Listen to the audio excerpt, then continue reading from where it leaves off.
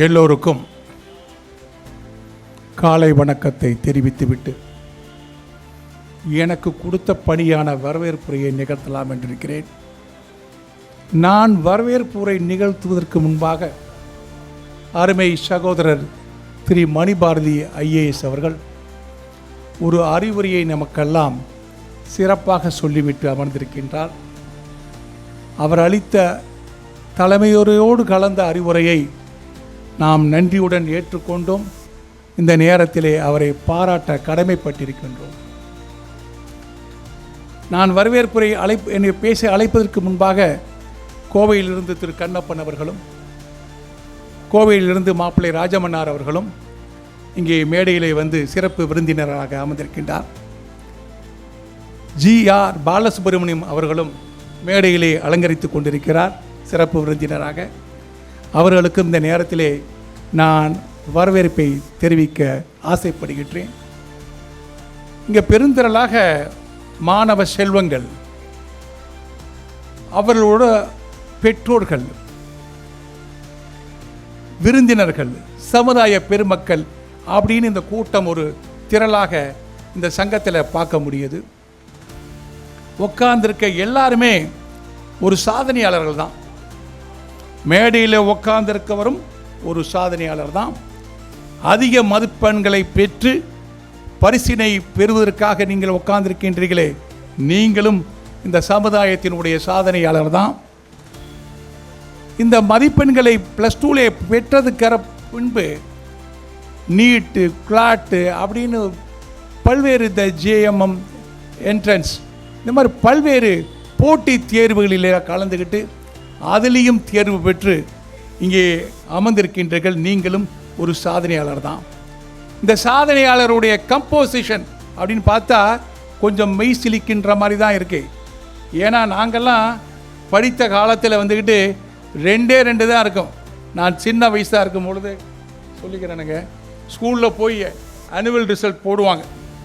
PF 2 தான் இருக்கும். பாஸா ஃபெயிலா. Pass Pன்னு பார்த்தா ஒரு சந்தோஷம். அந்த சந்தோஷம், இந்த Pயில் பார்க்குற சந்தோஷம் உண்மையிலேயே பெரிய சந்தோஷம். எங்கெல்லாம் அந்த நேரத்தில் மார்க்கெல்லாம் நாங்கள் பார்த்ததே இல்லை. Pயா ஃபெயிலா, அவ்வளோதான். பாஸா ஃபெயிலா. அப்படி இருந்த ஒரு காலம், மதிப்பெண்களை சேர்க்கக்கூடிய காலம் வந்துச்சு. மாற்றம் வந்தது. 2013 இந்த நேஷ்னல் NAT இந்த அப்படிங்கக்கூடிய இந்த ஏஜென்சி இருக்கு பாருங்கள், இவங்க என்ன பண்ணுறாங்க, ஒரு போட்டி ஆல் இண்டியா லெவலில் ஒரு போட்டி தேர்வை வைக்கின்றார்கள். நீட்டு, JMM, கிளாட்டு அப்படிலாம் வச்சாங்க. இதில் பல மாநிலங்கள் கொஞ்சம் வருத்தப்பட்டுச்சு. இதனால் இங்கே லோக்கல் இருக்கக்கூடிய மாணவர்களுக்கெல்லாம் உரிய பரிசு கிடைக்காமல் போயிடும், உரிய இடம் கிடைக்காமல் போயிடும் அப்படின்னு சுப்ரீம் கோர்ட்டில் 2013 சென்று ஒரு ஸ்டே ஒன்று வாங்கினாங்க. பின்பு ஸ்டேயை வெக்கேட் பண்ணி 2016 முதல் இந்த நீட், கிளாட், JMM எல்லாம் தொடர்ச்சியாக வந்துட்டுருக்கு. ஒரு பக்கம் நீங்கள் மதிப்பெண்ணை +2 பெற்று அமைதியாக உட்கார்ந்து விடலாம் என்று நீங்கள் இருக்க முடியாது. இந்த நீங்கள் பெற்ற அதிக மதிப்பெண்கள் வெற்றி கோட்டைக்கான கதவை திறந்து உங்களை உங்களே கொண்டு வரும். அதுக்கு எடுத்து வரக்கூடிய மதிப்பெண்கள் பெறக்கூடிய அந்த போட்டி தேர்வு இருக்கே, நீட் போன்ற பயிற்சிகள்லாம், எக்ஸாம்லாம், அதுதான் அதிலே நீங்கள் தேர்வில் பெற்றால்தான் நீங்கள் வெற்றி கோட்டையின் இருக்கையில் உட்கார முடியும். தெருவுக்குள் வந்த அதிக மதிப்பெண்கள் பெற்ற நீங்கள் வெற்றி கோட்டைக்குள் வந்தவுடன் உட்கார வேண்டும் என்றால் இந்த தேர்வுகளிலே நீங்கள் அதிக மதிப்பெண்கள் பெற்று உள்ளே வந்தாத்தால் உங்களுக்கு வாழ்க்கையில் ஒரு இருக்கை கிடைக்கும். அதே மாதிரியா இங்கே உட்காந்துருக்காங்க பாருங்க, இந்த மேடையில் உட்காந்துருக்காங்க பாருங்க, இவங்கெல்லாம் இவங்களுடைய லைஃப் பியாண்ட் மார்க்ஸ். நீங்கள்லாம் மார்க்கை பெற்று சாதனையாளர்களாக இருக்கீங்க. இங்கே மேடையிலே உட்கார்ந்து உங்களுக்கு அறிவுரை, அனுபவ உரை கொடுக்க காத்திருக்கக்கூடிய இவர்களெல்லாம் யாருன்னா, they have secured no marks but they succeed in life. இவங்களுடைய கருத்துரை என்ன தெரியுமா, இவங்களுடைய அனுபவம் என்ன தெரியுமா, லைஃப் பியாண்ட் மார்க்ஸ், மார்க்குக்கு அப்பாற்பட்டவர்கள் மனிதர்கள் இவர்கள். வெற்றியை பெற்றவர்கள், பல பேருக்கு வேலை வாய்ப்பை கொடுப்பவர்கள், நன்கொடை அளிப்பவர்கள், பல வீட்டிலே விளக்கை ஏற்றக்கூடிய நபர்கள் இவர்கள்லாம். ஆக இவர்கள் படித்த படிப்போ குறைவுதான், ஆனால் செயல்பாடுகள் மிக மிக அதிகம். ஆக ஏடையில் உட்கார்ந்திருக்கக்கூடிய சிறப்பு விருந்தினர்கள், தலைமை உரை ஆற்றியிருக்கின்ற ஐயா மணிபாரதி அவர்கள், தொகுத்து வழங்கக்கூடிய புரொஃபசர் ஐயா மாமா துரையங்குசாமி அவர்கள், எல்லாருமே வாழ்க்கையில் வெற்றி பெற்றவர். இவர்களும் ஒரு சாதனையாளர் தான். இந்த சாதனையாளர்கள் கூட்டம் எப்படி இருக்குன்னா, நான் அந்த சின்ன வயசில் சினிமா படம் போவேன், வசந்த மாளிகை அந்த காலத்தில். அப்போ சிவாஜி கணேசன் ஒரு டயலாக் பேசுவார், வசந்த மாளிகை திறந்து வச்சு, இந்த வானத்தில் இருக்கும் நட்சத்திரங்கள் எல்லாம் கூட்டி வந்து ஒரு வண்ண விளக்காய் தொங்க விட்டிருப்பேன் என்று சொல்வார். அது மாதிரி தான் இங்கே மின்னுகின்ற சாதனையாளர்கள்.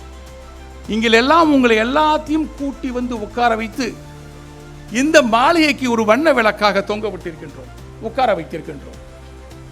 இந்த வண்ண விளக்கிலே என்ன நாங்கள் கத்துக்கிறோம் என்றால், இந்த வண்ண விளக்கு எங்களுக்கு மட்டுமல்ல, இங்கே கூடியிருக்க மக்கள் மட்டும் இந்த வண்ண விளக்கை பார்த்து பெருமைப்படவில்லை.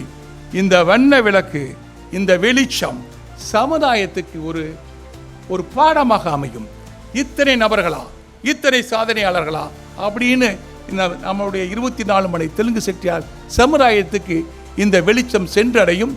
அவர்களும் மீண்டும் மீண்டும் ஒரு சாதனையாளராக உருவாகுவார்கள், உருவாக்கி சமுதாயத்திற்கு கை கொடுப்பார்கள் என்று நான் நம்புகின்றேன். ஐயா, இந்த சாதனையாளர்கள் நீங்கள் எல்லாம், உங்களை நான் அப்படியே பேட்டி கண்டேன், சில பேர்த்தை பேட்டி கண்டேன். ஐயா, டாக்டர் சதீஷுடைய பையன் கூட இங்கே வந்து பேசினார். அவர் பேசுவதற்கு முன்பாக முதல் ரேங்க் வாங்கினவர் அப்படின்னு ஒருத்தரை பார்த்தேன், ருத்ரசேகர் இருக்காரா? ருத்ரசேகர் வாங்கிய மதிப்பெண் எவ்வளவு தெரியுமா உங்களுக்கு? 600க்கு 598. 4 சப்ஜெக்ட்ல 100. தமிழ் ஆங்கிலத்தில் மட்டும் 1 மார்க்கு சரிவு. இந்த 2 மார்க்குகள் குறைவின் காரணமாக 598 பெற்றிருக்கிறார். நான் இந்த ChatGPT போட்டு, நான் சற்று வயதான காலத்தினால் I am not keeping abreast of things எஜுகேஷனில். அப்போ போய் நான் டெஸ்ட் பண்ணும் பொழுது, பழனியில் இருக்கக்கூடிய ஒரு பெண் 599 மார்க் 600க்கு வாங்கியிருக்காங்க. நாங்கள் படிக்கின்ற காலத்திலெல்லாம் சென்னை மாநகரம், கோவை மாநகரம், திருச்சி தான் ஒரு கல்வி சென்டரில் அதாவது ஒரு நல்லா படிக்கக்கூடிய மாணவர்களுக்கான ஒரு இன்ஸ்டிடியூஷன் உள்ள இடங்கள்.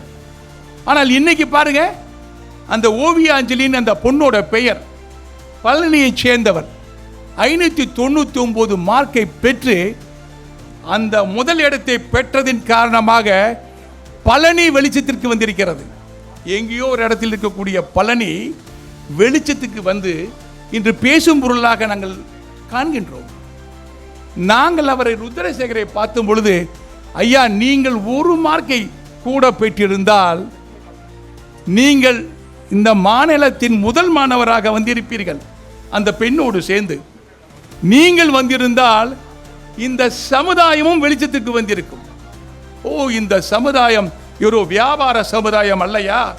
படிக்கின்றவர்கள் நிறைய பேர் இருக்காங்க. தொடர்ச்சியாக முதல் 1, 2, 3 இடத்தை எல்லாம் இந்த சமுதாய மக்கள் எடுத்து செல்கிறார்கள்.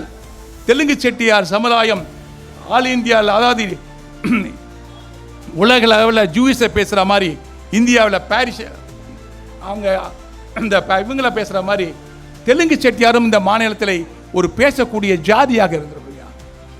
1 மார்க்கில் அவர் விட்டுட்டார். அவர்கிட்ட கேட்டேன், நீட்டில் பாஸ் பண்ணிட்டீங்களா அப்படின்னு தான் கேட்டேன். நீட்டில் அவர் பாஸ் பண்ணலையா? 598 மார்க் வாங்கிய அவர் ருத்ரசேகர் நீட் தேர்வில் பாஸ் பண்ண முடியல. காரணம், சதீஷ் ஐயா, அவர் டாக்டர், அவங்க அம்மா ஒய்ஃப் சொன்ன மாதிரி தான், அவருக்கு கொடுத்த பயிற்சி முறைகள் வேறு. ஆரம்பத்திலிருந்து அவர் 482 மார்க்குகள் 582 வாட் இஸ் த மார்க் சதீஷோட சன 481 பெற்றிருந்தால் கூட நீட்டு தேர்வில் இடம்பெற்று வெற்றி கோட்டையிலே சீட்டை இருக்கையை பதிவு பண்ணி விட்டார். நான் என்ன சொல்லுகிறேன்னா, நல்லா பயிற்சி பெறுங்கள். வெற்றியின் கதவு வேறு, வெற்றியின் கோட்டைக்குள் வந்து இருக்கையில் அமர்வது வேறு. மதிப்பெண்களே இல்லாமல் இந்த மேடையிலே இவர்களைப் போல சாதனையாளர்களாக அமர்வது வேறு.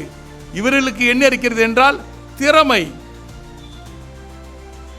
அதை ஏற்றுக்கொள்ளக்கூடிய பக்குவம், அடாப்டபிலிட்டி இவங்க கிட்ட இருக்கு. அதே மாதிரி நீங்களும் தயவு செய்து +2 10th மார்க் மதிப்பெண்கள் பெற்றுவிட்டால் மட்டும் போதும் என்று நினைத்து இருந்து விடார்கள். அது உங்களை ஒரு வகையான சாதனையாளராக ஆக்கினாலும் கூட இந்த மாதிரி ஒரு காம்படிட்டிவ் எக்ஸாமில் நீங்கள் தேர்வு பெற வேண்டும். ஒரு வாழ்க்கையில் நீங்கள் ஒரு இருக்கையை உங்களுக்காக வாழ்க்கையில் பதிவு செய்ய வேண்டும் என்று நான் இந்த நேரத்திலே அன்போடு கேட்டுக்கொண்டு, எனக்கு வாய்ப்பளித்த வரவேற்புரை நிகழ்த்த சொன்னார்கள். வரவேற்புரையிலே நான் உங்களை மீண்டும் வருக வென்று வரவேற்று எனக்கு வாய்ப்பு கொடுத்த அனைவருக்கும் நன்றியினை சொல்லி அமர்கிறேன்.